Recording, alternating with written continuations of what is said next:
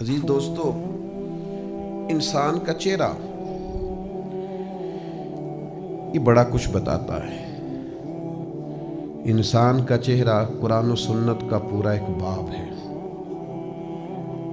اس کا ظاہری خالی چہرہ، یعنی نبی پاک علیہ السلام نے صحیح بخاری کے اندر ولی کی جو علامت بیان کی ہے وہ بھی چہرہ بیان فرمائی۔ فرمایا جس کا چہرہ دیکھ کے تمہیں اللہ یاد آئے نا، وہ اللہ کا ولی۔ چہرہ کبھی بندے کا مرجھا جاتا ہے کسی پریشانی کی وجہ سے، اور کبھی اس کا چہرہ کھل اٹھتا ہے۔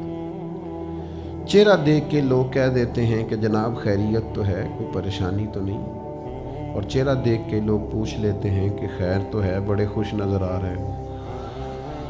جو چہرہ ہوتا ہے نا، اس کے اندر بڑی چیزیں ہوتی ہیں۔ اس کی ظاہری ساخت، اس کے خد و خال، اس کا مسکرا دینا، اس کا مرجھا جانا۔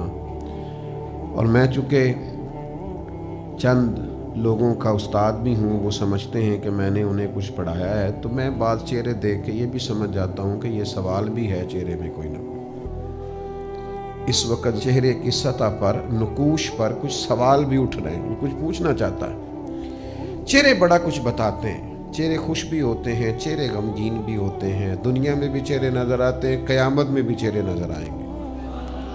سورۃ القیامہ کی 2 آیتیں میں نے پڑھی ہیں۔ اللہ فرماتے ہیں وجوہ یومئذ ناظرہ، قیامت والے دن کچھ چہرے بڑے تر و تازہ ہوں گے۔ اللہ آپ کو تر و تازہ کرے۔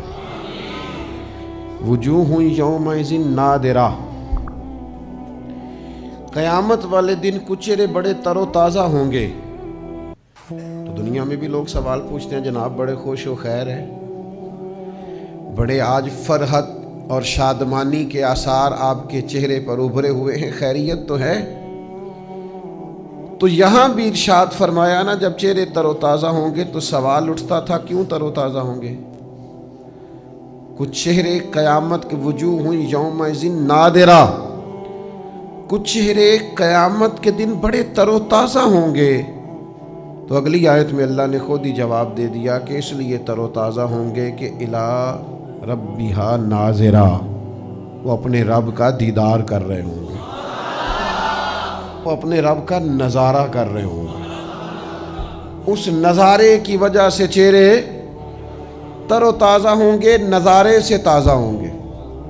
الی ربہا ناظرہ، اپنے رب کا جب نظارہ کریں گے نا، یہ جو نظارہ ہے نا، یہ چہروں تر و تازہ کر دیتا ہے۔